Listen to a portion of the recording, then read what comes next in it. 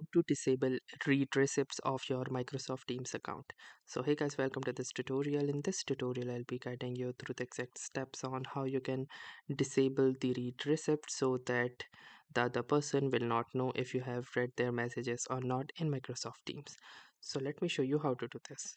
So the first thing that you will need to do is click onto these three dots just beside your profile picture, and under here you can click onto settings, or alternatively you may also press the control and the comma key, which is a shortcut for this particular page.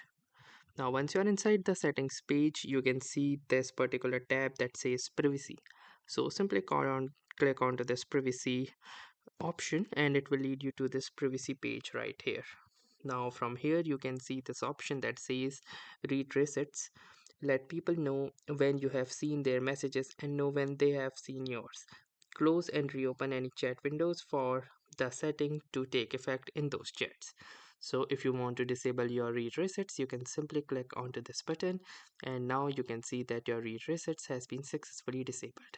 So that was all for this tutorial. Thanks for watching and have a nice day.